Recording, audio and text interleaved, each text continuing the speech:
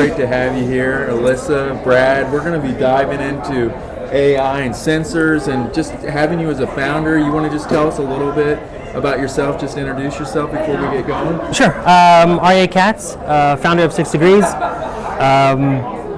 My origin story is I got injured a long time ago and went through rehabilitation, prolonged rehabilitation, and we kind of saw how the entire process influences a person when it comes to their freedom, the ability to kind of control their lives and go back to what they used to have before, and it kind of hit home. So years later, me and my co-founder, who is my wife, so boss 24/7. Yeah. No, I'm tracking. Yeah. The smart way to live. We figured out that we can help. So we now provide physical therapists a way to increase their revenue by extending their reach. We have a wearable device that tracks motion. It learns what a person can do, their ability, and then it provides the ability to go through rehabilitation on any cell phone, tablet, or computer with the games that you already have on it. So you just connect and you start playing, and that's kind of the idea. We're focused right now in places where most of the other companies in rehabilitation are not looking, which is phantom limb pain reduction for amputees, paralysis due to stroke for lower limb, kind of rehabilitate, allow people to start walking again, and then dialysis patients, places where people can't really move. So it's us. Tell us a little bit about the pilots that are ongoing or the ones that you were sharing that have been completed. Sure. So we started the first pilot at Sheba Hospital. They're the ones that they saw what's going on in the market, and they were trying to find ways to create virtual reality rehabilitation, and we came in and we said we can completely change the way that people do mirror therapy. We took mirror therapy, which is a one-on-one 40 minutes session where there is a physical mirror in the room, and a person needs to imagine that their whole foot is their amputated foot or their hand. We took that, we created virtual games that follow the protocols of mirror therapy, and with our devices, they play with their amputated feet, and it's substantially better. So we've managed to show 88% of people that went through rehabilitation with us, reduction of pain that's higher than mirror therapy. They could take it at home, so that's a big thing as well. And people stayed. They finished their treatment, which is usually not what happens. We took that to the VA in Palo Alto, and now we're doing that in the VA as well. They've already published their first paper that shows that they did mirror therapy with the first double amputee. So it's the first time anyone's doing the protocols for a double amputation. But the big, thing was when the first patient was done, he called up his daughter to tell her that he played soccer. And which That's that's A confused daughter probably until she knew what he was talking about. maybe. Maybe she's used to her dad saying. And then, but the thing was, he wanted to take it home to play with her, to make rehabilitation into something a bit more social. Wow. And that's kind of our goal. So we're doing that, and now we're extending into. We have one patient doing paralysis due to stroke in Miami, and we're looking at dialysis in Canada right now. Wow, it's amazing. And you're hitting on important communities that are near and dear to my heart. So my husband served in the American military and is a vet, and I think sometimes we just across the board can do a better job, but certainly when it comes to technology. So I very much appreciate you having that as part of the focus. And I don't know if you know this, but I went to medical school in Israel, so rotated at Sheba, and it always really interesting to me that it just seemed like Israel was much more inclusive for people with disabilities. Like, it was just easier to get around, and coming back to the United States, I was like, wow, like we have so much to learn from the innovations that are happening. So just a shout out and kudos to you for doing this work and bringing it to the U.S. And thank you, your husband, for his services.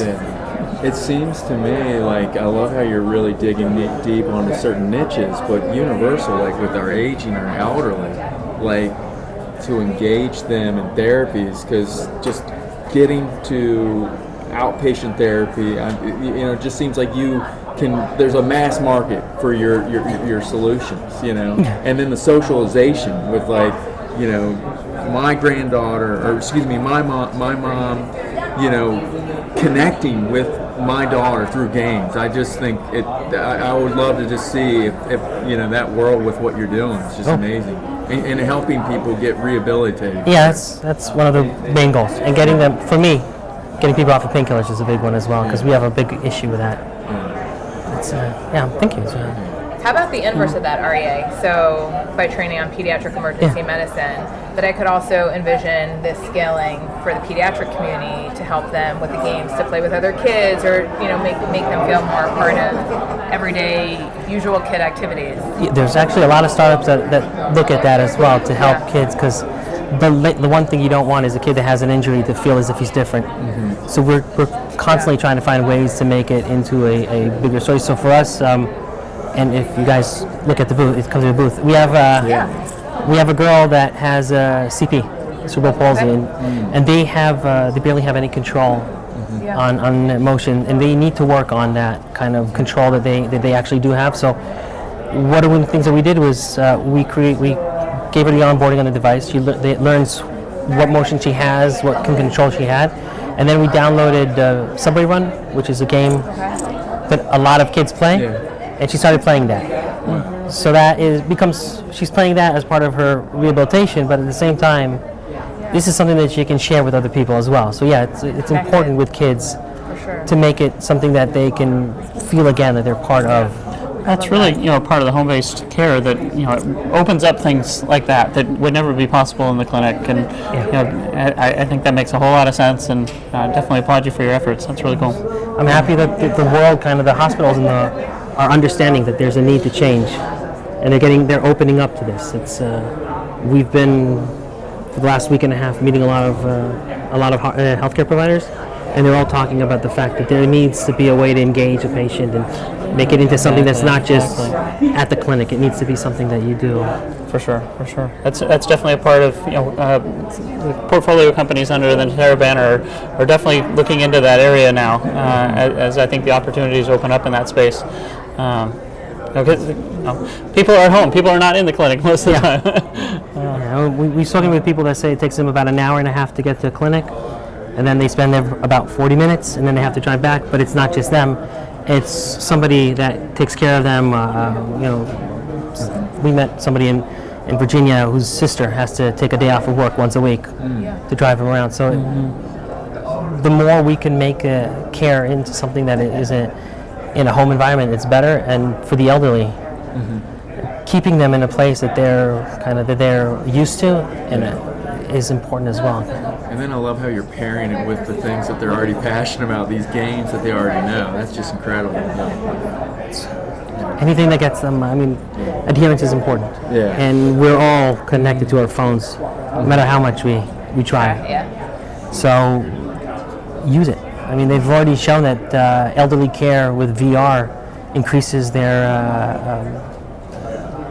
they engage with it. They have fun with it. They want to go back to it because it's something to something to do a lot of times, and something that changes the day to day. So whatever works, it's. I feel like so many of these therapies can be so isolating, and you're starting to chip away at that, right? Oh, yeah. Like you're in your home, you're surrounded by your family, you're decreasing some of the burden on that sandwich generation, because whether you're taking your parents for therapy or kids for therapy, you're still taking off of work, and it's so disruptive. Right. We're trying to increase adherence as well by, one of the features that we want to add is that you'll be able to see a score of how much points you got.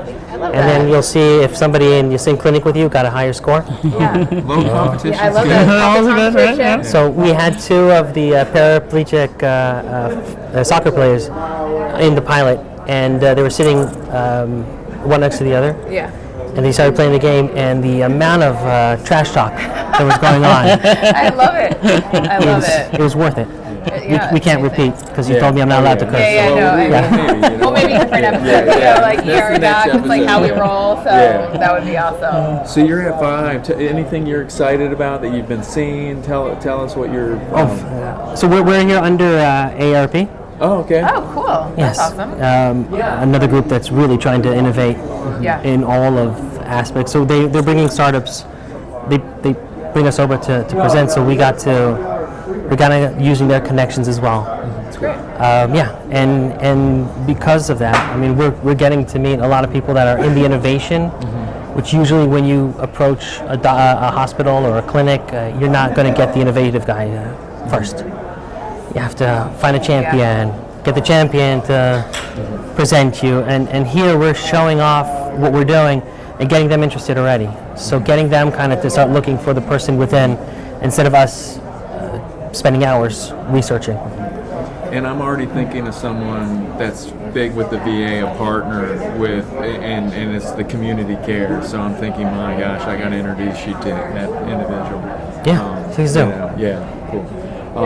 Brad, anything as you're seeing, as we're sort of wrapping this conversation up, any thoughts that come to mind? Yeah, just I've seen number of companies here at Vive that are talking about home-based care. I think that's something that really needs to be paid attention to, and fortunately the regulators are catching up with it. The payers, and it brings so many new opportunities to the space. And I've seen in Denmark they tried to change the way that the medical the healthcare system works. And they created these giant facilities where if you go in, you get to see all the doctors you need to see at once. And they never thought about the fact that anybody that's living in rural areas doesn't have the ability to get there. Not ever going to be it, right? Yeah, so they're now really pushing about finding ways to work from home as well. Underserved populations. Yeah. Really. Yeah. Well, how do people find you? Tell us, just like we're wrapping it up. Tell us. 6degrees.tech is the website. Cool. It's the easiest way to find us. You'll be able to see our assistive option there as well. People that lost use of their hands, but mostly you can reach out through the website or just LinkedIn, which is one of the easiest ways nowadays to. Yeah. Awesome. Well, we wish you the best of everything and much continued success. Well, thank you. Yeah, thank you so much for coming on.